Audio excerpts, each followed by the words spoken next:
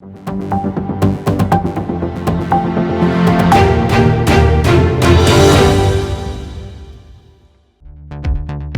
Virus की Indian variant दुनिया के दूसरे देशों में भी फैलने लगा है। अब तक करीब 17 देशों में इसके पाए जाने की पुष्टि हो चुकी है। यह कहना है विश्व स्वास्थ्य संगठन का।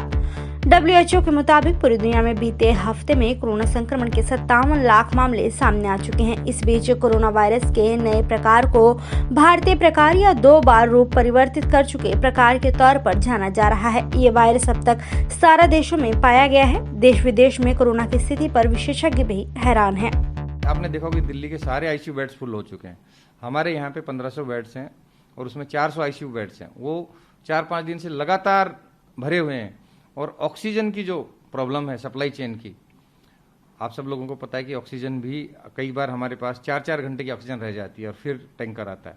तो ऑक्सीजन के लिए पूरी रात हमें जागना पड़ता है और स्ट्रगल है हमारे लिए बहुत ज़्यादा। ये एक संकट की घड़ी है। जो मरीज हैं वो इतने क्रिटिकल और इतने सीवियर आते हैं कि ऑक्सीजन सेचुरेशन किसी का 40% है, किसी का 50 है। तो उनको तो आपको बहुत ज़्यादा हाई फ्लो ऑक्सीजन देना पड़ेगा। पर पेशेंट्स 40 से 50 लीटर ऑक्सीजन 1 मिनट में देना पड़ता है, जब जाके उसका ऑक्सीजन सेचुरेशन मेंटेन होता है। पर क्योंकि ऑक्सीजन की कमी है, पूरी दिल्ली में सारे अस्पताल ऑक्सीजन की कमी से जूझ रहे हैं, तो कहीं ना कहीं जो सर्विसेज हैं वो भी कंप्रोमाइज्ड हैं।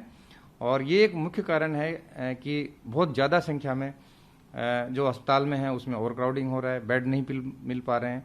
हमारे बेड आज की डेट में जो भी बेड्स हैं सारे के सारे फुल हैं और कैजुअल्टी में अभी भी 35 पेशेंट वेटिंग में हैं हमारे। जैसी कोई बेड होगा हम कैजुअल्टी से उसको वार्ड में शिफ्ट करेंगे। तो ये स्थिति है।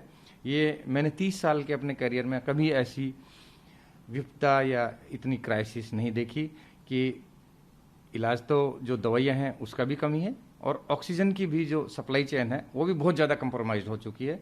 और हमारे पास आज ऑक्सीजन है, हमें ये नहीं पता कि कल हमें ऑक्सीजन मिलेगी कि नहीं। संयुक्त राष्ट्र स्वास्थ्य एजेंसी ने मंगलवार को अपने साप्ताहिक महामारी संबंधी जानकारी में कहा कि भारत में कोरोना वायरस तेजी से फैल रहा है। WHO ने कहा कि दूसरी लहर का प्रसार भारत में पहली लहर के प्रसार की तुलना में बहुत तेज है। WHO का कहना सही भी है क्योंकि भारत में कोरोना ने पिछले साल सभी रिकॉर्ड तोड़ दिए हैं। लगभग हर राज्य के अस्पतालों में बेड और ऑक्सीजन के लिए मारामारी है। नेता और अधिकारी स्थिति सामान्य होने का दावा करते नहीं थक रहे, लेकिन अस्पतालों के बाहर लगी मरीजों की लाइन और शमशान घाटों में शवों का लगा अंबार सरकार की व्यवस्था की पोल खोल रहा है।